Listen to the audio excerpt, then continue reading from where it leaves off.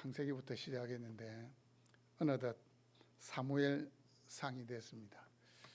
제가 교회를 개척하면서 꼭 창세기부터 시작해서 요한계시록까지 설교를 해야 되겠다 그렇게 생각했는데 벌써 사무엘상을 지나고 있습니다.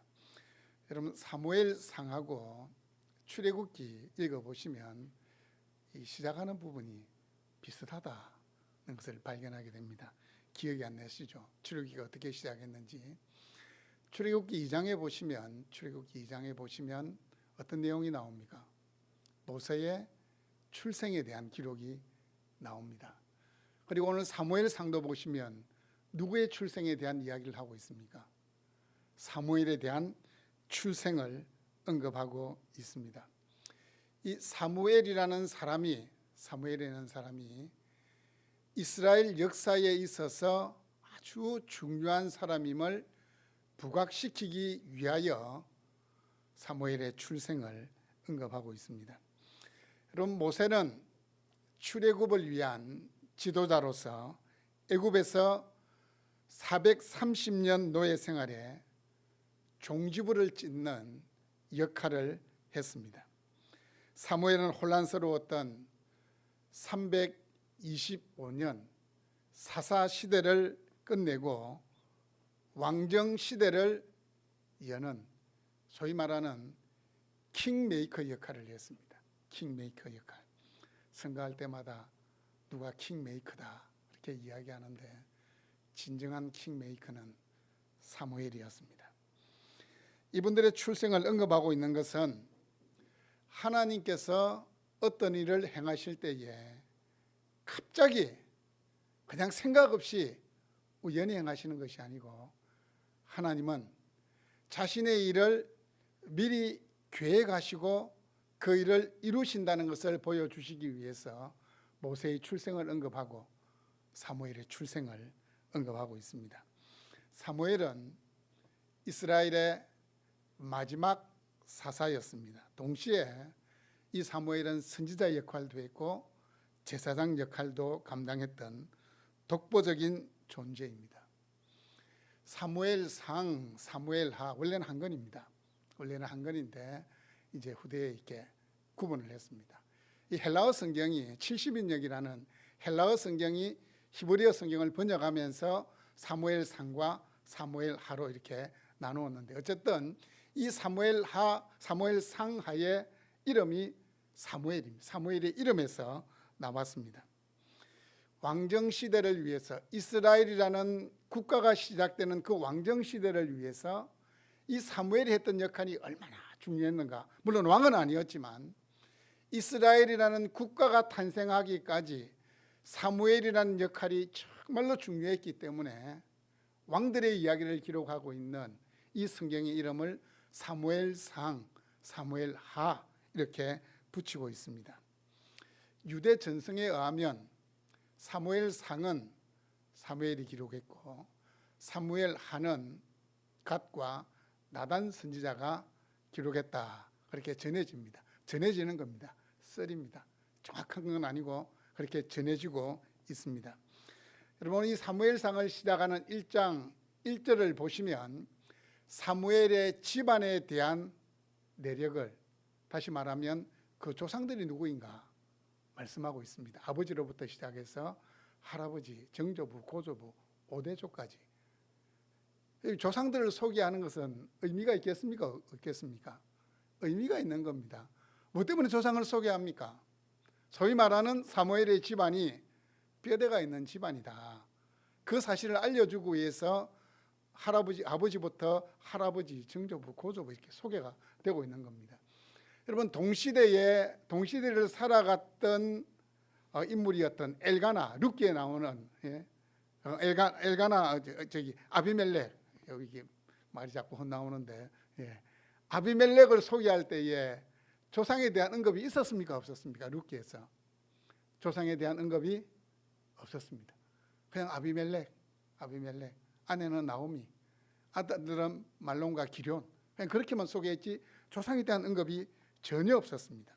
그런데 왜 엘리멜렉의 가정과는 다르게 이 엘가나의 가정, 이 사무엘의 아버지였던 이 엘가나의 가정에 대해서는 조상들의 이름을 이렇게 언급하고 있을까?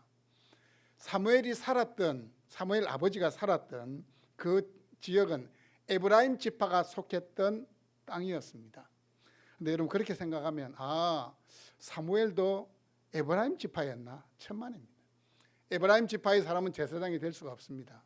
선지자는 될 수 있어도 제사장은 될 수 없습니다. 제사장은 오직 어떤 지파만 가능합니까? 레위 지파만 가능합니다. 하나님이 레위 지파를 구분하여 제사장을, 성전을 위해서 섬길 자를 그 지파에서만 허락했습니다. 그러면 사무엘의 가정은 비록 에브라임 지파가 속한 그 땅에 살고 있었지만 어떤 지파라고요? 레위 지파입니다. 그런데 레위 지파가 왜 에브라임 지파가 사는 땅에 가서 살고 있냐? 여러분 이 이스라엘 이 가나안 땅을 분배받고 이스라엘이 지파별로 흩어질 때에 레위 지파는 어떻게 했습니까? 각 지파들이 흩어지는 그곳으로 레위 지파도 흩어져서 들어갔습니다. 왜냐하면 그 지파들도 하나님의 말씀을 들어야 되고 또 하나님께 제사를 드려야 되기 때문에 하나님의 말씀을 가르치고 또 제사를 지내는 그 일을 위해서 도와주는 역할을 레위 지파가 해야 되기 때문에 레위 지파는 한 곳에 모여 산 게 아니고 각 지파들이 흩어진 그 도성으로 함께 들어가 살았습니다.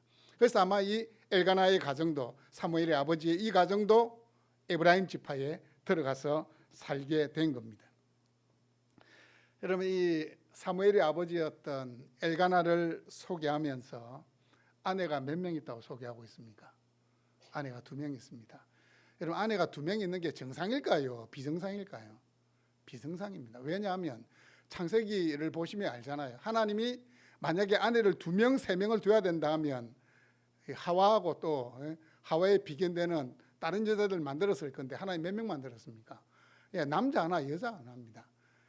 남자가 그 부모를 떠나 여자와 한 몸이 돼. 한 여자와 한 몸이 되는 겁니다. 한 명입니다. 한 명. 그런데 한 명을 더 두었다는 건 이건 이방 풍습입니다.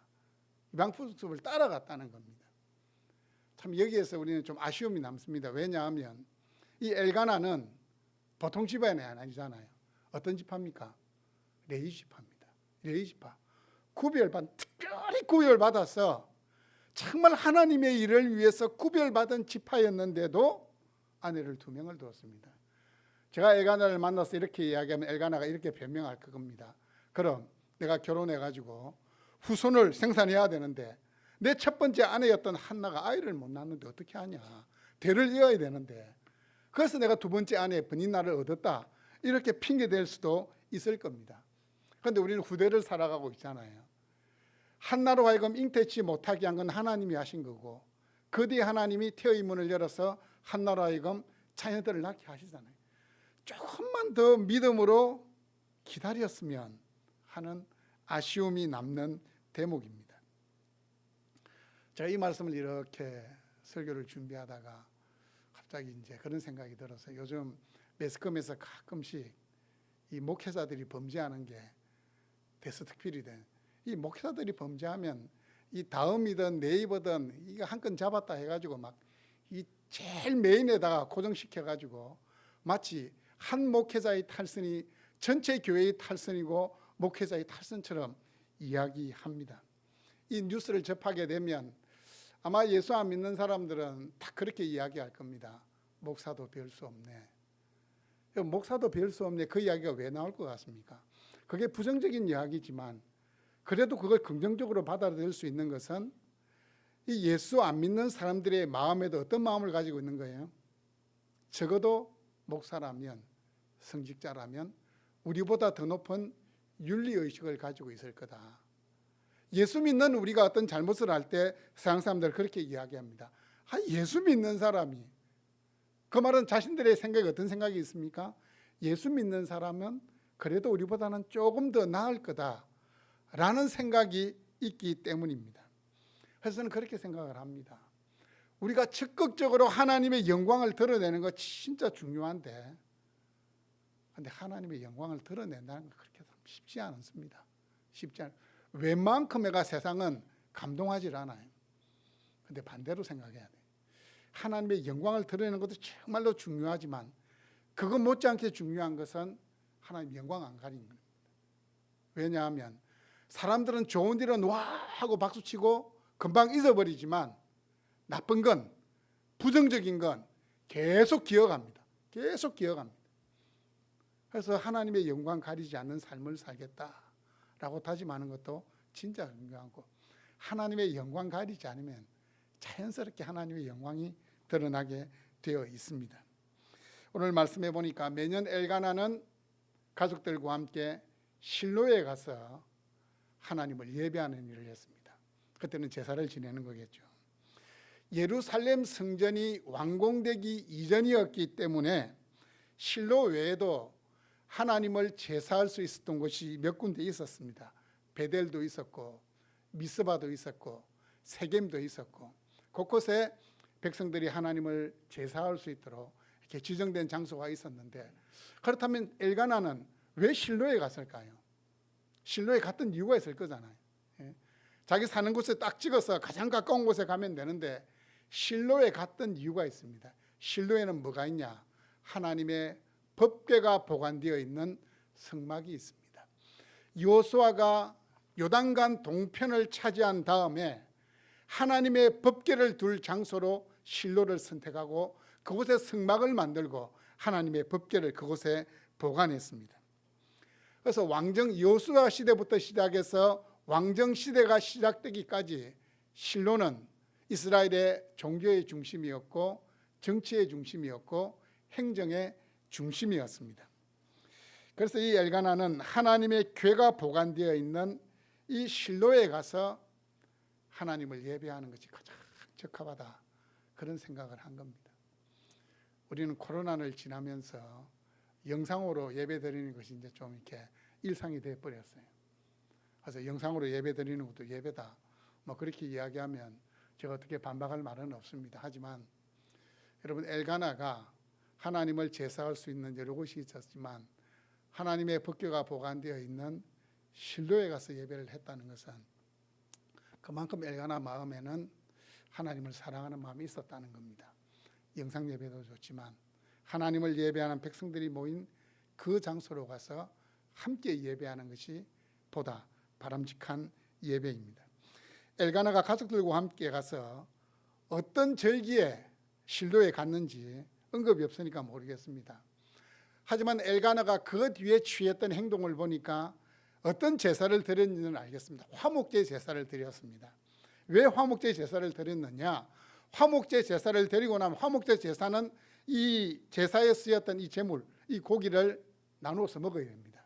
이웃과 나눠 먹어야 되고 그곳에 있는 사람들과 나눠 먹어야 되는데, 이 제사를 드린 다음에 이 제물의 분깃을 가족들에게 나눠주는 것을 볼 때에 화목제 제사를 드린 겁니다.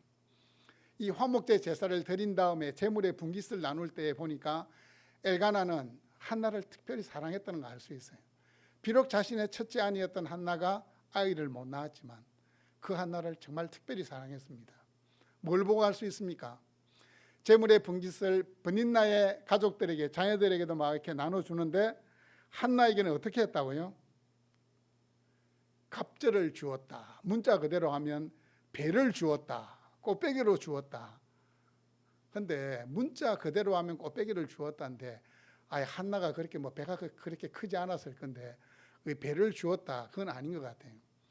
이 갑절을 주었다는 의미는 이 양 같으면 양의 이 부위에 있어서 가장 중요한 부위, 가장 맛있는 부위를 이 한나에게 주었답니다. 이 키르기즈스탄 가서 제가 같이 한번 이렇게 식사를 한 일이 있었는데, 이게 뒤에 있는 이 허벅지살을 가장 이게 중요한 부위로 생각하더라고요. 그것을 이렇게 떼가지고 이렇게 저인데 줄라 하길래 저는 이렇게 연장자가 아니고 중요한 사람도 아니니까 저기 연세 많은 저 장로님 드리라고. 제가 양고기를 좋아했으면 넙죽 받았을 건데 양고기를 그렇게 좋아하지 않아요. 일석이조잖아요. 제가 안 좋아하는 것 양보하고 또 이렇게 어쨌든 가장 중요한 부위를 한나에게 주었다는 겁니다. 그런데 이 엘가나가 별로 지혜가 없었던 것 같아요. 남편이 그냥 몰래 이렇게 그냥 사랑을 표시하면 되지. 거기서 대놓고 한나에게 좋은 부위를 주니까 브닛나가 어떻게 되겠습니까? 아이고, 그래, 우리 한나 형님은 그래도 이게 첫 번째 마누라인데 그래 생각하겠습니까? 이 집안에 들어와서 아들을 낳아준 사람이 난데 나한테 제일 맛있는 부위를 줘야지. 아니 그러면은 한 번씩 나눠가면서 주든지 어떻게 매년 제일 맛있는 부위를 한나한테 줄 수 있냐.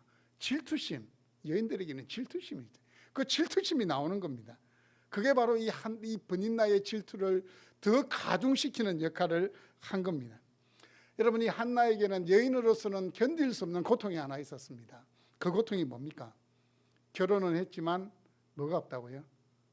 자녀가 없는 거예요. 요즘 보니까 진짜 결혼을 했는데 이 자녀가 안 생기는 집안이 참 많더라고요. 어쨌든 이 과거에는, 이 고대 시대에는 자녀가 없으면 그 여인은 저주받는 걸로. 왜냐하면 자녀는 하나님이 주시는 복이었기 때문에. 그런데 이 한나의 마음이 얼마나 괴로웠겠습니까? 다른 사람들은 다 있는데, 다른 사람은 자녀가 다 있는데, 다른 사람은 하나님으로부터 받는 그 일반적인 복을 다 받는데 자기만 못 받는 겁니다. 자기만 못 받는 겁니다. 사람들의 시선이 얼마나 따가웠겠습니까? 그리고 집에 들어가면 이 둘째 마누라라고 있는 이 브닛나가 가만히 있겠습니까? 조롱합니다. 멸시합니다. 나는 아들이 몇 명 있는데, 나는 덤으로 딸도 있는데, 정말 감당하기 힘든 고통이었습니다. 6절을 보십시오. 그의 적수인 브how 그를 심히 격분하게 하여 괴롭게 하더라. 이 브닛나를 적수, 원수로 그렇게 표현하고 있습니다. 브닛나를 원수로 표현합니다. 여러분, 특별히 재미있는 것은 이 괴롭게 하더라라는 이 단어는 천둥, 번개를 묘사할 때 쓰던 단어였습니다. 지금은 우리가 천둥이 왜 치는지, 번개가 왜 번쩍 하는지 우리는 압니다. 하지만 고대 시대에는 그 천둥과 번개는 원인을 알 수 없는 거고, 또 하늘에서 치는 거니까 이건 신이 노하는 겁니다. 이 원인을 알 수 없는 천둥, 번개가 치면 사람들이 어떻게 하겠습니까? 귀를 막고 몸을 숨기는 겁니다. 바로 그 큰 두려움이, 이 브닛나가 괴롭히는 그 두려움이 천둥, 번개가 사람들을 힘들게 한 것처럼 한나를 괴롭게 했다는 겁니다. 그런데 브닛나의 조롱과 멸시는 실로에 제사를 드리러 올라가서는 더 집요하고 강도가 높았습니다. 이유가 뭐라고요? 화목 제사 끝나고 나면 그 제물 중에 가장 좋은 부위를 그냥 보란 듯이 한나에게 주니까 그 질투 더 집요한 겁니다. 더 강도가 높아지는 겁니다. 그래서 7절에 보시면 매년 한나가 여호와의 집에 올라갈 때마다 남편이 그같이 하매 브닛나가 그를 격분시키므로 그가 울고 먹지 아니하니. 브닛나의 조롱이 어떤 것인지 뻔하지 않겠습니까? 아들도 못 낳는 주제에 큰 마누라라고. 나 같으면 그냥 부끄러워서 제사 지내러 안 올라가고 그냥 집에 있겠다. 그냥 함께 화목하게 브닛나의 가족과 다녀오세요. 난 이렇게 이야기할 건데 어떻게 매년 따라 나서냐. 아마 이런 말로 이렇게 한나를 조롱하고 멸시했을 것 같습니다. 이 말을 들으면 남편이 어떤 말로 위로를 해도 아무리 맛있는 부위를 주어도 입맛이 있겠습니까? 없겠습니까? 입맛이 없어요. 여러분, 그런데 이 브닛나가 한나를 격분시키는 이 모습은 지금 이스라엘의 역사적인 상황과도 맞닿아 있습니다. 지금 이스라엘은 어떤 상황입니까? 반복적으로 범죄할 때마다 하나님이 가나안 족속들을 강하게 만들어서 이스라엘을 괴롭혔습니다. 바로 이 브닛나가 한나를 괴롭히는 모습은 가나안 족속이 이스라엘을 괴롭히는 역사적인 현장과 맞닿아 있다는 사실입니다. 이 8절을 보시면 이 남편 엘가나가 이 한나의 괴로움을, 고통을 공감해주고 있는 것 같습니까? 공감을 못하는 것 같습니까? 8절 한번 보십시오. 그의 남편 엘가나가 그에게 이르되 한나여 어찌하여 울며 어찌하여 먹지 아니하며 어찌하여 그대의 마음이 슬프냐? 내가 그대에게 열 아들보다 낫지 아니하냐 하니라. 그냥 피상적으로 보면 진짜 좋은 남편이다. 예? 아내가 2명 있는데 아들도 못 낳는 아내는 무시할 법도 한데 어찌하여 3번이나 이야기하면서 자신의 마음에 이 애타는 마음을 이렇게 드러내고 있구나 이렇게 생각되겠지만 그게 아닌 것 같아요. 이 말씀의 의미는 그래서 내가 더 잘해주고 있잖아. 나 같은 남편이 어디 있다고. 어찌하여 3번이나 사용하고 있지만 이 아들을 낳지 못한 그것으로 인해서 얼마나 괴로움을 당하고 있는지, 그 한나의 고통이 얼마나 큰지, 그리고 버닌나의 조롱과 멸시가 한나를 얼마나 힘들게 하고 있는지 공감을 잘 못하고 있는 것 같습니다. 상대방의 아픔과 힘듦과 수고를 공감해 주는 것이 정말로 중요합니다. 공감해 주는 것. 누군가 여러분에게 어떤 마음에 힘든 것을 이렇게 털어놓으면 해결책을 주는 것보다도 진짜 힘들었겠다. 이 공감해 주는 게 더 중요합니다. 어쩌면 이 엘가나는 이 버닌나의 악행을 잘 모르는 것 같습니다. 여러분 드라마를 보시면 이 악녀들의 공통적인 특징이 뭡니까? 예? 이 남자친구나 남편 앞에서는 정말 세상에 그렇게 착한 사람은 없어요. 예? 아마도 이렇게 첫째 부인, 둘째 부인이 나오는 드라마 같으면 둘째 부인이던 버닌나가 남편인 엘가나 앞에서 아마 이렇게 했을 것 같아요. 형님, 호호호호호, 오늘은 더 아름다우시네요. 형님의 고상함은 제가 따라갈래야 따라갈 수가 없어요. 뭐 이렇게 이야기할 거예요. 그리고 남편이 딱 하고 나면 어떻게 될까요? 웃기고 있네. 한번 띄워주니까 기분 좋아. 뭐 이렇게 이야기했든지. 그게 악녀들의 특징이잖아요. 아마 버닌나도 남편 엘가나 앞에서는 아마 이 한나를 아주 공손하게 대했던 것 같아요. 하지만 한나의 인내가 임계점에 도달했습니다. 이제 폭발하기 일보 직전입니다. 부글부글 끓어가지고 이제 막 폭발하기 일보 직전. 이 사무엘상을 드라마로 제작하면 이제 1회가 다 끝나는 겁니다. 이 한나가 막 얼굴이 불그락 하면서 막 폭발하기 일보 직전에 그 한나의 얼굴을 클로즈업에가 쫙 당겨주면서 to be continued 아니면 다음에 이렇게 하든지 1회가 끝이 나는 겁니다. 뭔가 일이 일어날 것 같습니다.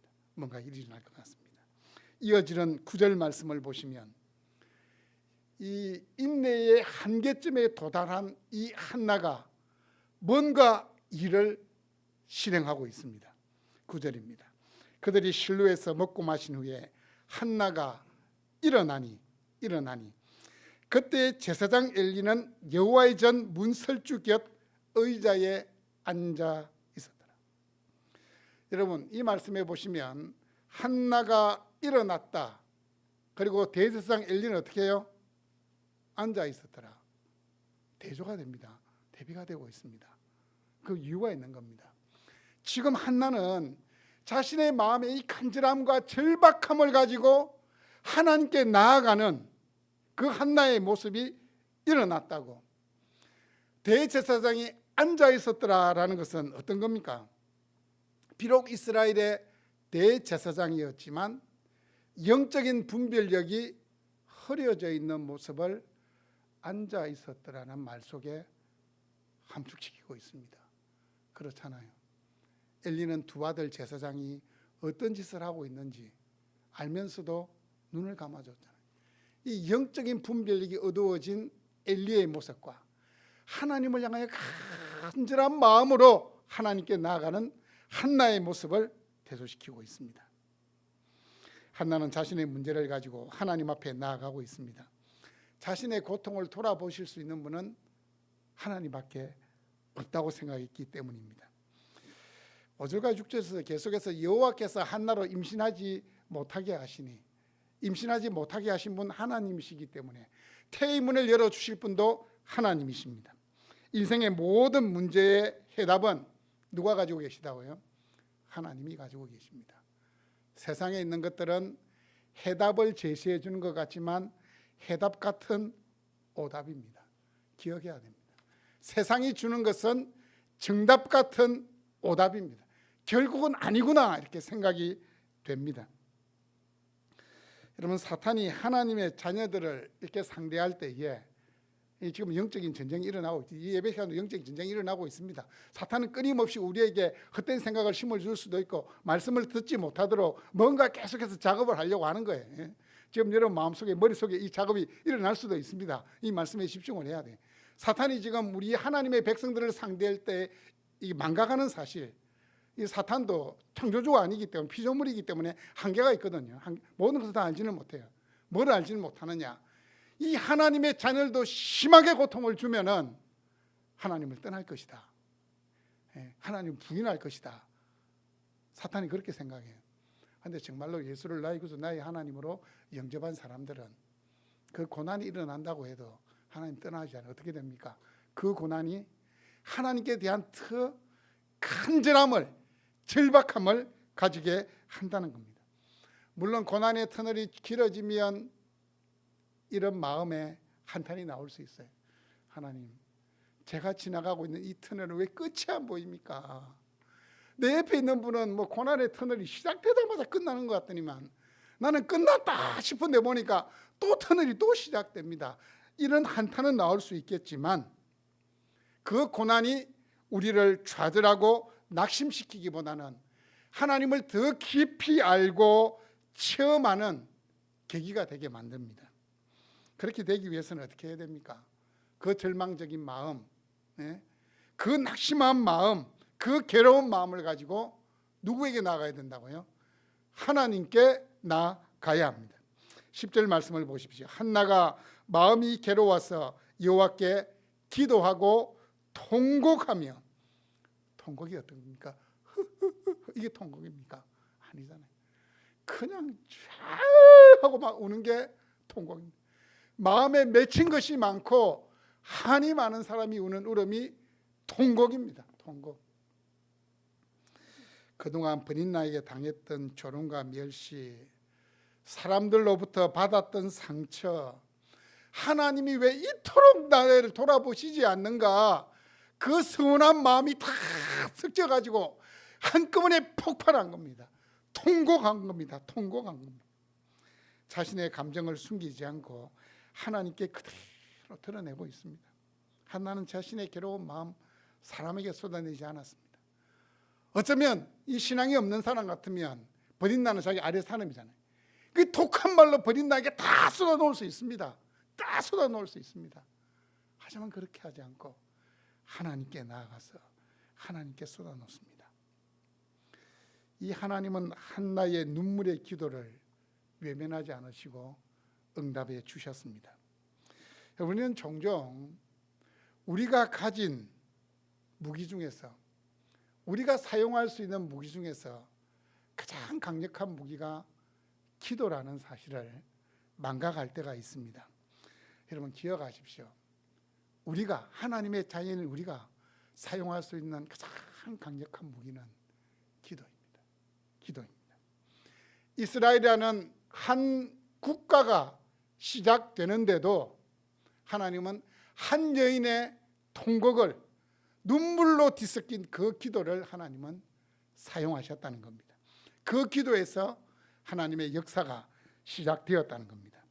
한참을 통곡하던 한나가 하나님께 기도하기 시작합니다. 그 기도의 내용을 보니 보통의 기도가 아니고 무슨 기도입니까? 서원기도 11절입니다.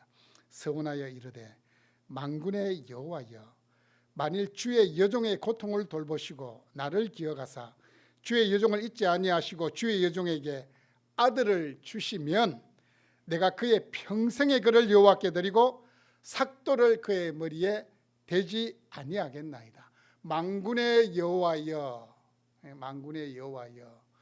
이 만군의 여호와여라는 표현은 이 세상을 창조하시고 자신의 뜻대로 다스리시는 그 하나님을 표현할 때 만군의 여호와여. 다시 말씀드리면 능히 내 기도를 들으시고 응답해 주실 수 있는 하나님이시여 라는 하나님의 이름입니다. 여러분 혹시 여러분 서원기도 했던 적이 있습니까? 서원기도는 어떨 때 합니까? 자신의 인생이 사면 초가에 직면했다고 생각할 때, 전후좌우 위에까지 전후좌우가 다 막혔다고 생각할 때 방법은 내가 하나님께 작정하는 수밖에 없겠다. 서원기도를 하는 겁니다. 한나가 이렇게 서원한 것은 하루하루를 고통 속에서 보냈기 때문에 이 고통에서 벗어나는 길은 아들을 얻는 거다. 그렇게 생각했습니다. 여러분, 대개 서원은 순수한 신앙을 가진, 좋은 말로는 순수한 신앙, 조금 부정적인 표현으로는 약간 아직까지 신앙의 단계가 낮은 사람이 할 수 있는 기도가 이 서원 기도인데, 여러분, 서원 기도는 함부로 남발해서는 안 됩니다. 하나님께 약속하는 거기 때문에. 여러분, 제가 목회자의 길을 걷게 된 거 직접적인 원인이 뭔지 아십니까? 저희 어머니가 서원 기도를 했습니다. 어머니가 서원 기도를 했어요. 어머니가 시집 오셨어요. 3년 동안 아이를 못 낳았습니다. 3년 만에 아이를 낳았는데 저희 누나를, 딸을 낳은 겁니다. 그때 저희 할머니 이미 신앙생활을 하고 계셨지만 저희 부친이 큰아들입니다. 종손입니다. 종갓집이었습니다. 종손입니다. 할머니 마음에는 아들을 낳았으면 하는 바람이 있는 거예요. 어머니 은근히 스트레스를 받는 겁니다. 그 스트레스를 가지고 이제 하나님께 기도하는데 어느 날 하나님 앞에 서원기도를 한 거예요. 어떻게 서원기도를 했냐? 하나님, 이 딸아이 밑으로 아들을 3명 주시면 몇 번째를 드리겠습니다. 여러분 같은 몇 번째 드리겠습니까? 여러분 몇 번째 드리겠습니까? 첫 번째. 근데 우리 어머니가 첫 번째 드리겠습니다 안 했어요. 하나님 제일 가운데 있는 둘째 아들을 드리겠습니다. 그렇게 서원하신 거예요. 왜 그렇게 서원하셨는지 저한테 허락도 안 받고, 예? 어머니가 둘째 아들을 드리겠습니다 이렇게 서원하신 거예요. 근데 이유를 몰랐는데 저희 형도 학교 졸업하고 10년 직장생활 하다가 뒤늦게 목회자 돼가지고 사역하고 있습니다. 하나님 그거 다 아신 거죠. 이제 이미 형은 서원 안 해도 목회자가 될 것 알고 계셨고, 둘째를 드리겠습니다 해가지고 제가 이렇게, 그래서 저는 뭐 이렇게 고등학교 다니고 할 때 어디 가야 될지 고민이 없었어요. 그냥 고신대 신학과, 나는 목사 될 사람이니까. 근데 제가 이렇게 성장하면서 이렇게 생각해 보니까 우리 어머니가 이렇게 구약적인 사고에 좀 갇혀 있었던 것 같아요. 보통 이제 아이가 태어나면 머리가 이렇게 좀 이렇게 자라면 이 빡빡 깎습니까 안 깎습니까? 대개는 다 이렇게 옛날 사람 다 빡빡 깎았는데 저 머리 한 번도 빡빡 민 적이 없어요. 또 옛날 그 시골 그 70년대 그 중반 후반 그때 못 살 때잖아요. 그럼 이제 부모님들이 여름 되면 아이들 머리 관리하기 힘드니까 어떻게 합니까? 제 친구들 중에 반수는 이렇게 방학 마치고 머리 빡빡머리로 그냥 머리 관리하기 힘드니까 빡빡 밀어버리는데 저는 한 번도 빡빡 깎인 적이 없어요. 그리고 또 이제 중학교 가면, 제가 다니던 중학교 때는 교복, 제가 1년 동안 중학교 교복을 입었거든요. 교복도 입고 송호재 집사님 머리 깎았습니까? 예, 보통 이게 빡빡 머리 밀어버려요. 근데 제가 학교 들어갈 때, 중학교 1학년 들어갈 때 어떤 일이 일어난 줄 아십니까? 2발 자유라가 됐어요. 2발 자유라가.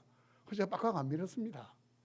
제가 머리 가장 짧게 깎은 것은 군에가 입대할 때 머리 짧게 깎은 게 있는데, 어쨌든 우리 어머니가 이 사무엘 이 이야기를 이렇게 보시고는 그 머리에 삭도를 대지 아니하겠나이다, 이 말씀에 우리 어머니가 은혜 받았던 것 같아요. 예? 여러분, 사람의 신체에 있어서 제일 중요한 부위가 머리입니다. 머리인데 이 머리는 군의를 상징합니다. 이 머리카락을 함부로 깎지 않겠다, 이 의미는 나의 전 존재를 하나님 한 분께 드리겠습니다. 나의 전 생애를 들여서 하나님 한 분만 위해 살겠습니다라는 그 헌신과 다짐의 의미가 머리카락 안 까는 거예요. 머리에 삭도를 안 대는 겁니다. 여러분, 우리가 인생을 살다 보면 하나님께서 갑자기 우리 인생을 막 흔들어 놓으실 때가 있습니다. 괴로움과 거스름, 사람을 만나서 하소연하겠습니까? 하소연하면 어느 정도는 위안을 얻습니다. 하지만 그때는 하나님께 쏟아놓으라는 사인입니다. 하나님께 쏟아놓으라는 사인입니다. 이 남자만 눈물에 약한 것이 아니고 하나님도 눈물에 약하더라고요. 제가 그걸 어디서 발견했느냐, 창세기 21장에 보시면 하갈이 이 아브라함의 집에서 쫓겨납니다. 이 어린 이스마엘을 데리고 한 13살 뭐 이렇게 된 아들을 데리고 쫓겨나서 이제 물을 이제 한병들로 나왔겠죠. 광야에서 막 방황하다가 가지고 온 물이 다 떨어진 거예요. 이 광야에서는, 사막에서는 물이 없으면 어떻게 됩니까? 오아시스 발견 못하면 죽는 겁니다. 아무리 찾아도 물은 없고, 저기 아들은 이제 막 목말라서 막 이제 막 기진맥진해서 쓰러져 가고 죽어가고 있고, 그때 이 하갈이 그곳에서 눈물을 흘리며 통곡을 합니다. 통곡을 합니다. 근데 말씀을 보니까 하나님 언약 밖에 있던 사람이었지만 하나님 그 하갈의 눈물을 보시고 물을 주십니다. 물을 주십니다. 하나님은 한나로 하여금 기도할 수밖에 없는 상황으로 몰고 가셨습니다. 그리고 한나로 하여금 통곡하게 하셨고, 한나로 하여금 기도하게 하셔서 이스라엘이라는 왕국을 열어가는 첫 시작을 준비하게 하셨습니다. 첫 시작은 한나의 기도입니다. 여러분, 하나님께 쏟아 놓는다는 것은 하나님 외에는 다른 방법이 없습니다. 오직 하나님만 의지합니다. 라는 그 절박함과 간절함이 있을 때만 가능합니다. 여러분, 기도는 하나님이 우리에게 은혜를 주시고 복을 주시는 통로입니다. 은혜의 통로입니다. 우리가 기도의 자리에 나아간다는 것은 하나님이 일하기 시작했다는 겁니다. 여러분 마음에 하나님께 나가서 기도해야 되겠다, 그 마음이 들고 여러분의 발걸음이 기도의 자리에 나아간다는 것은 이제 하나님이 개입하시는 겁니다. 하나님이 일하기 시작하시는 겁니다. 여러분, 우리의 기도를 듣고 계시는 분은 하늘과 땅을 창조하신 창조주 하나님이십니다. 창조된 이 만물을 자신의 뜻대로 다스리시는 만군의 여호와십니다. 누구도 나의 마음을 알아주지 못하는 것 같아서 여러분 답답함이 있습니까? 밤에 잠을 자지 못할 정도로 억울한 일을 당해서 그 억울함이 이 마음에 응어리져 있습니까? 도무지 내 힘으로 감당할 수 없는 인생의 난제를 만나서 여러분의 무능함을 절감하고 있습니까? 될 듯 되지 않는 일로 인해서 여러분 마음에 절박함이 있습니까? 여러분이 가진 답답함, 그 억울함, 그 무능력함, 그 절박함을 어디에 쏟아 놓으시겠습니까? 만군의 여호와, 이 세상을 창조하시고 이 세상을 자신의 뜻대로 다스리시는 그 하나님께 쏟아 놓을 수 있기를 바랍니다. 시편 62편 8절입니다. 백성들아, 시시로 그를 의지하고 그의 앞에 마음을 토하라. 토한다는 것은 쏟아 놓는 겁니다.